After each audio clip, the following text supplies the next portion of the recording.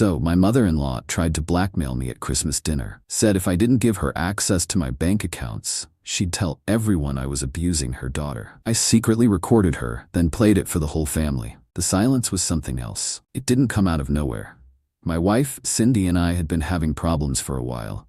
The main problem was her mom, Brenda. That woman was a vortex of need and manipulation, and Cindy was stuck in her orbit. Some context. I live in Pennsylvania, a one-party consent state where recording conversations you're part of is completely legal. This becomes important later. Brenda had raised Cindy as a single mom after her dad left when she was 3. From everything I've seen, she parentified Cindy from an early age, making her the emotional support, the problem solver, the caretaker. Classic role reversal. By the time I met Cindy in college, she'd been conditioned to believe her mother's happiness was her responsibility. Her therapist later called it a trauma bond. But we didn't have that language for it back then. Brenda was always in our business, always needed money, always had some crisis only we could solve. I put up with it longer than I should have because I loved Cindy. But I had rules. My money was my money. Our joint account was for our life, not her mother's. I never wavered on that. The big blow-up started over a car. Brenda's old clunker finally died. She called, sobbing, about how she'd lose her job, be homeless, the usual drama. Cindy came to me with those big, pleading eyes. "Can't we just help her, Mark? Just this once?" "We've helped her," I said. "We paid her property taxes last year, $2,400. I covered her emergency dental bill for $1,850. That's help. Buying her a new car is an investment, and a bad one." Cindy cried. She said I was being cold. I told her being smart with money isn't cold. It's how we have a stable life. She didn't speak to me for 2 days. I knew Brenda was poisoning her against me, whispering about how I was controlling, how a real man would provide. A week before Christmas, I found a withdrawal from our joint account, $3,000. When I asked Cindy about it, she looked guilty. Mom said it was just a loan for a down payment. I didn't yell. I just got very quiet. That wasn't her money to loan.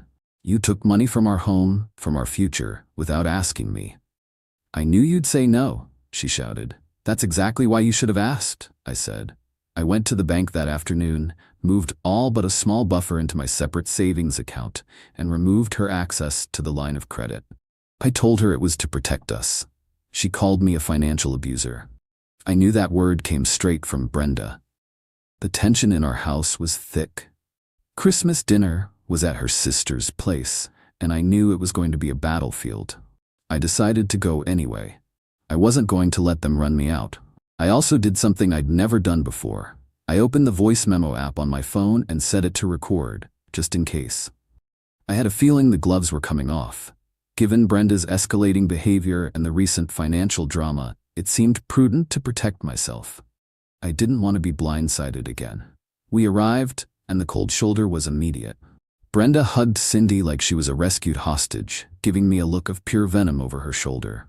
Her other daughter, Tracy, gave me a tight, fake smile. The only normal one was Tracy's husband, Dave, who just looked tired. Dinner was awkward. Passive-aggressive comments about family supporting family, and some people having a scarcity mindset. I just ate my turkey and didn't engage. After dessert, Brenda cornered me in the hallway by the bathroom. Her sweet facade dropped completely. "We need to talk, Mark," she hissed, her voice low and vicious. "This ends now. You will add me as a signatory to your main accounts, or I will walk into that living room and tell everyone you've been hitting my daughter." I felt a cold calm wash over me. I subtly felt my phone in my pocket, making sure the record button was still active. "You're going to falsely accuse me of abuse because I won't give you my money? Cindy will back me up. She's scared of you. She'll do what I say. Your reputation will be garbage. No one will believe you. Now, are you going to be reasonable?" I just looked at her. "No, Brenda, I'm not." Her face twisted. "You'll regret this." She stormed off back to the living room. I stopped the recording. My heart was pounding, but my hands were steady. I had it. The whole thing, the threat, the planned lie, everything. I stood in that hallway for a minute, just breathing. I could hear the fake laughter from the living room. I checked my phone. The recording was there, clear as day. Her vicious whisper, the specific threat, all of it. I walked back into the living room. Everyone was scattered around. Cindy was on the couch next to her mom, looking small and upset. Brenda shot me a triumphant glare, like she'd already won. She probably thought I was coming back to negotiate. I didn't sit down. I stood near the center of the room and addressed everyone, my voice calm but loud enough to cut through the chatter. Hey everyone, before we all head off, there's something you need to hear. Brenda just had a very interesting conversation with me in the hallway. Brenda's face went pale. Mark, don't you dare. I tapped my phone screen and connected it to the Bluetooth speaker Tracy had been using for Christmas music. It's okay, I said, looking right at her. Let's all hear what you had to say. I hit play. Her voice filled the room, tinny from the phone speaker but unmistakable. You will add me as a signatory to your main accounts, or I will walk into that living room and tell everyone you've been hitting my daughter. The room froze. Tracy's mouth hung open. Dave stared at the floor, shaking his head. Cindy looked at her mother, then at me, her eyes wide with shock. The recording played on. Cindy will back me up. She's scared of you. She'll do what I say. Your reputation will be garbage. I stopped it there. The silence was absolute. You could have heard a pin drop. All eyes were locked on Brenda, who looked like a deer in headlights, her face a mask of sheer panic and fury. I looked at my wife. Cindy? Are you scared of me? Were you going to back up this lie? Cindy started crying hard. She shook her head. No, Mom, how could you say that? Brenda found her voice shrill and defensive. It's out of context. He's twisting my words. He's manipulating you all.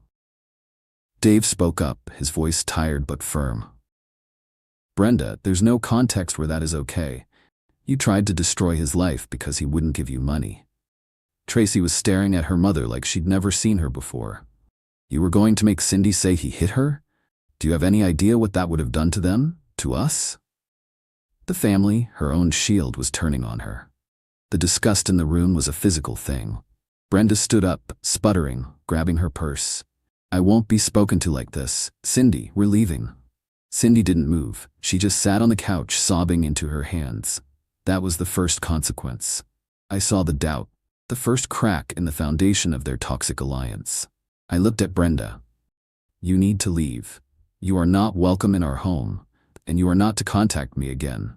Any further communication about money or anything else will be considered harassment, and I will take legal action. She shot me one last hate-filled look and stormed out, slamming the door so hard the pictures on the wall rattled. The party was over. Tracy started cleaning up, avoiding everyone's eyes. Dave gave me a silent nod of respect. I went over to Cindy. We need to go home and talk. The car ride was silent. The second we got inside our house, she exploded. Not at her mom, at me. How could you humiliate her like that, in front of everyone? She yelled. Humiliate her? I couldn't keep the anger out of my voice. She was going to falsely accuse me of a felony. She was going to make you lie about it. How are you defending her? Because she's my mother. She needs help. You just don't understand the pressure she's under. And what about the pressure on us? On me? I shot back. I saved that recording because I knew no one would believe me over her. This wasn't a game, Cindy. This was her trying to nuke our life because I wouldn't fund hers. She cried and went to the guest bedroom, slamming the door. I didn't follow her. The line had been drawn. She had to choose, and her initial reaction told me everything I needed to know. She was still choosing her mom. The next day, the fallout began. My phone buzzed with a text from an unknown number. It was Brenda's sister, my Aunt Carol. How dare you treat your family that way? After all Brenda has done for you, you need to apologize and make this right. I didn't bother arguing. I simply replied, I have a 2-minute audio recording of Brenda threatening to falsely accuse me of domestic violence to get my money. Would you like to hear it before you decide whose side you're on? There was no reply. That was the second consequence. I was using the recording as a strategic shield, shutting down her flying monkeys one by one. A few days later, the first escalation hit. I got a call from my credit card company. Someone had tried to use my card info for a $1,500 purchase at a furniture store. The billing address was Brenda's. I had canceled the card she knew about after the joint account incident, but she must have written down the number months ago.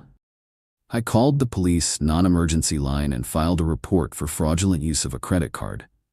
I gave them Brenda's name and address. I didn't do it to be cruel. I did it to create a paper trail. This was no longer a family dispute. It was a legal one. When an officer showed up at her door, she went nuclear. Cindy called me hysterical. "You called the cops on my mom for a misunderstanding?" "It wasn't a misunderstanding, Cindy. It was fraud. I have the police report number if you'd like to see it. This is what happens now. Every time she crosses a line, there will be a consequence. Not from me, from the world." I hung up. The third consequence was that Cindy was now stuck in the middle, watching the woman she was defending face the real-world results of her actions. I was done protecting Cindy from that reality. She needed to see it. The ball was in her court. I was prepared to play this game to the end, and I had all the evidence I needed. The police visit shook Brenda, but it didn't stop her. It just made her sneakier. A week after the fraud report, I came home to find Cindy waiting for me in the living room, her face set in a stubborn line I knew all too well. It was her "I'm not backing down" face. "Mom is being evicted," she said, not even a hello. Her landlord sold the building. She has 30 days to get out. She has nowhere to go. I put my keys down slowly. "That's unfortunate. I'm sure she'll figure something out." Cindy's composure cracked. "Figure something out? Mark, she's my mother. She can't be homeless. She needs to stay with us, just for a little while, until she finds a new place." There it was, the expected move. I looked at my wife, this woman I'd loved, and saw a stranger completely controlled by a master manipulator. I knew Brenda was behind this, using her housing crisis as a new lever to force her way back into my life, and more importantly, my finances. "No," I said, my voice flat and final. "That is not happening. She is not stepping one foot in this house." Cindy's eyes filled with angry tears. "So you'd let my mother live on the street? What is wrong with you? You have a spare room." "What's wrong with me is that I remember the woman who threatened to destroy my life because I wouldn't give her money. The same woman who then stole from me. She is a danger to our marriage and our stability. The answer is no." She said she's sorry. She was desperate. "Her desperation looks a lot like predation," I countered. "And she's not sorry for what she did. She's sorry her plan failed." We argued for an hour. It went in circles. Cindy used every emotional weapon she had: guilt, tears, accusations of me being heartless. I stood my ground. I wasn't cruel. I was firm. I repeated the facts like a mantra: the threat, the recording, the fraud. I told Cindy that allowing her mother into our home would be the end of our marriage. She didn't believe me. She packed a bag that night. "I can't be with someone who would abandon my family in their time of need," she said, her voice trembling with self-righteousness. "You're abandoning your husband to go enable the person who tried to ruin him," I replied, not moving from the couch. "Think about that." She slammed the door on her way out. The house was silent, and for the first time it felt lonely, but it also felt clean. The toxic presence was gone, both of them. A few days later, I got a text from a number I didn't recognize. "This is Lauren, Cindy's cousin. I heard what you're doing to Aunt Brenda. Kicking her while she's down, you're a real piece of work. Family sticks together." Another flying monkey. Instead of engaging, I did something new. I created a simple, private, unlisted YouTube video. It was just a black screen with the audio of Brenda's Christmas dinner threat playing. No context, no commentary, just her voice. I titled it Brenda's Christmas Proposal. I copied the link. I replied to Lauren, "Before you judge, understand what you're defending. Listen to this." I pasted the link. I did the same for every new person who contacted me. I became a broken record, but the record was Brenda's own voice. It was my nuclear deterrent. The link got around. I heard from Dave, Tracy's husband, that it was causing a quiet civil war in their extended family. Some people were horrified at Brenda, others made excuses, but nobody could ignore the evidence. That was the fourth consequence. I turned her family against itself, using her own words. The next escalation was bigger. I got a formal letter from a lawyer. It was from Brenda, using the little money she had left to hire a bottom-feeding attorney. The letter claimed I was causing intentional infliction of emotional distress by circulating a doctored recording, and demanded I pay her $25,000 for pain and suffering and sign a confidentiality agreement to stop sharing the audio. I laughed. It was a blatant shakedown. She was trying to use the legal system to blackmail me into giving her the money she'd failed to get with her first blackmail attempt. The sheer audacity was almost impressive. I didn't panic. I took the letter to my own lawyer, a sharp, no-nonsense woman named Miss Carter. She read it and smirked. "This is garbage. It's a scare tactic. We'll send a response telling them to pound sand and reminding them that in Pennsylvania, you legally recorded a conversation you were part of. We'll also warn them that any further frivolous legal actions will result in us seeking sanctions and filing a defamation countersuit based on the content of the recording itself." I approved the response. It was a thing of beauty, cold, legal, and utterly dismissive. It pointed out that the recording was undisputedly authentic, referenced the pending police report for fraud, and suggested they drop this before they incurred serious legal costs. The silence from their side was deafening. We never heard from that lawyer again. But Brenda wasn't done. A week after the lawyer letter failed, I was at work when I got a call from my building manager. "Mark, I've got a woman here named Brenda claiming to be your mother-in-law. She says she has your wife with her and they need to get into your apartment to get some of your wife's things. She doesn't have a key and is being quite insistent." My blood ran cold.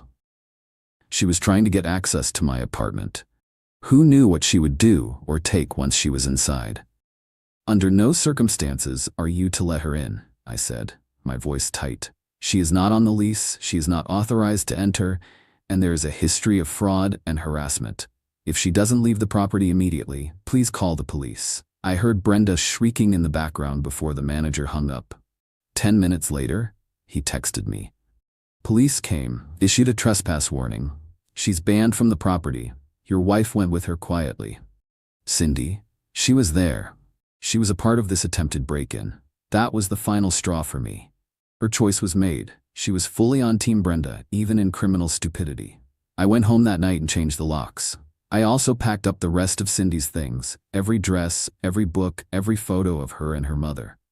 I didn't throw them out. I was methodical.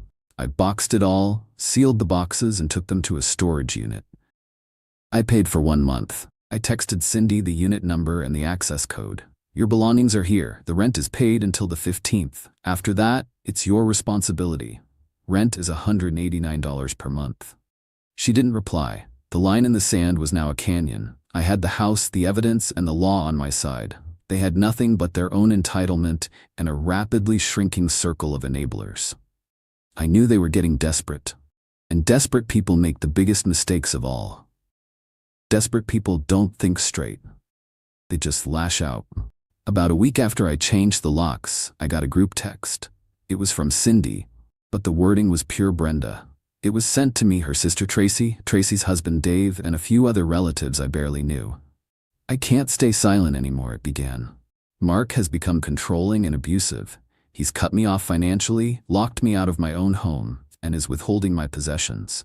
He's isolated me from my family and is using a private matter to turn everyone against my mother. I'm scared and I need help." I read it twice. It was a masterpiece of manipulation, mixing just enough truth with outrageous lies. I had to give Brenda credit. She knew how to play the victim. My phone started buzzing immediately. "Tracy, what is this, Mark? Is this true?"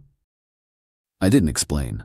I didn't defend myself. I simply replied to the group text with one thing: the link to the unlisted YouTube video of Brenda's threat. "This is the private matter," I wrote. "This is why I've taken steps to protect myself. Decide for yourself." Then I muted the group conversation.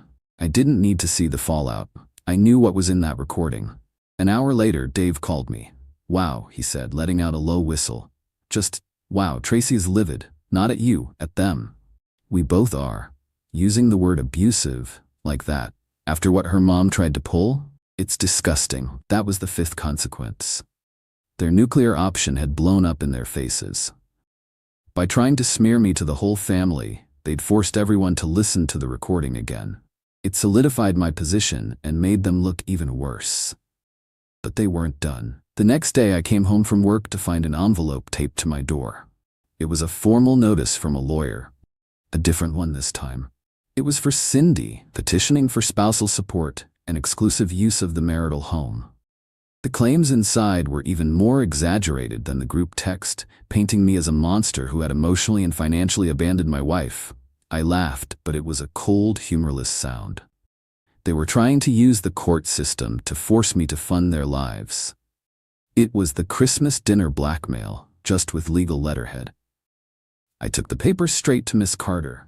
She read them over, her expression unimpressed. "This is a fishing expedition. They're hoping you'll settle to avoid a messy court battle. They have no grounds for exclusive use. She left voluntarily, and the house is in your name alone. As for support, she's an able-bodied adult with a work history who chose to leave. Pennsylvania courts factor in marital misconduct when determining spousal support, and we have clear evidence of her involvement in attempted extortion. A judge will see right through this." "So what do we do?" I asked. "We fight," she said simply. "We respond aggressively. We'll file a motion to dismiss and include a request for her to pay your legal fees due to the frivolous nature of the suit. We'll also enter the recording and the police report into evidence. This will get ugly for them, fast." I authorized it without hesitation. I was done. This was no longer about saving my marriage. That ship had sailed when Cindy put her name on that legal document. This was about survival. The following week was quiet, the calm before the storm. Then the storm hit in the form of a Saturday morning knock on my door. It was Cindy, alone. She looked tired, her eyes red-rimmed. "Can we talk?" she asked, her voice small. I didn't let her in. I stepped outside, closing the door behind me. "Talk?" "Mark, this has gotten out of hand," she began, wringing her hands. "The lawyers, it's too much. We need to stop this. I just want to come home." I studied her face. There was no real remorse there, just exhaustion and fear. Fear of the legal battle they'd started and were now losing. "Come home to what, Cindy?" I asked, my voice flat. "You accused me of abuse in a group text. You signed legal documents full of lies. You tried to get a judge to give you my house and my money. There is no home for you here." Tears started flowing. "It was my mom. She pressured me. She said it was the only way." "That stopped being an excuse when you became an active participant," I said, cutting her off. "You're an adult. You made your choices. You chose her. Now you live with that choice." Her tears turned to anger.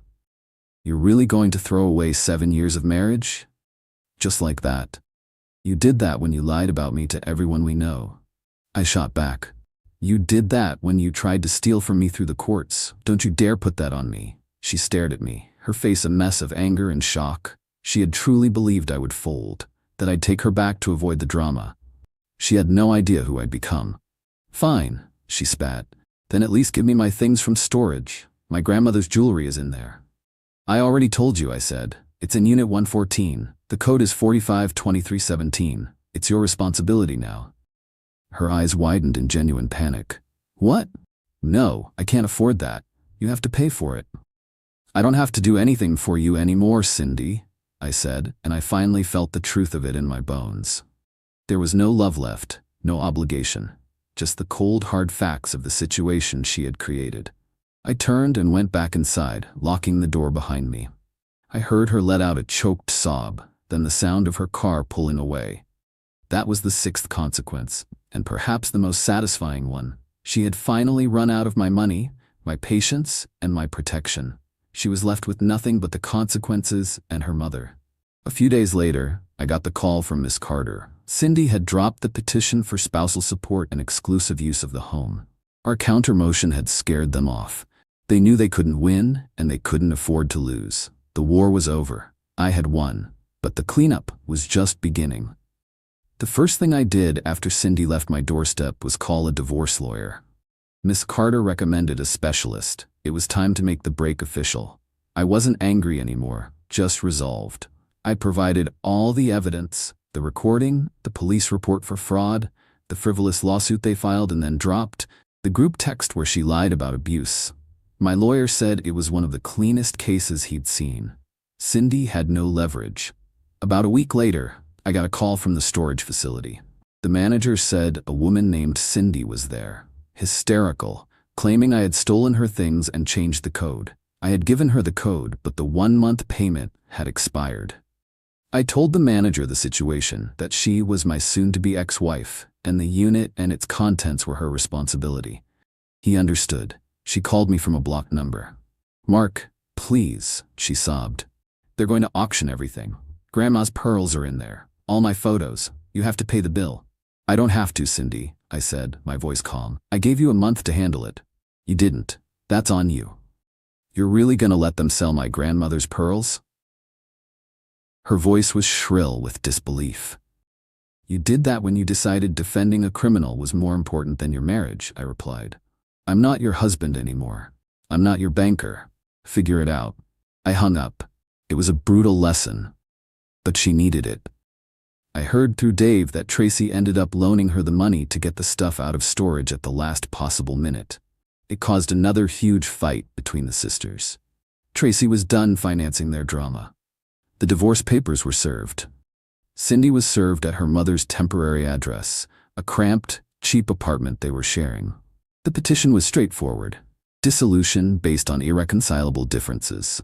I didn't ask for anything from her, and I didn't offer anything beyond what the law required, which was nothing.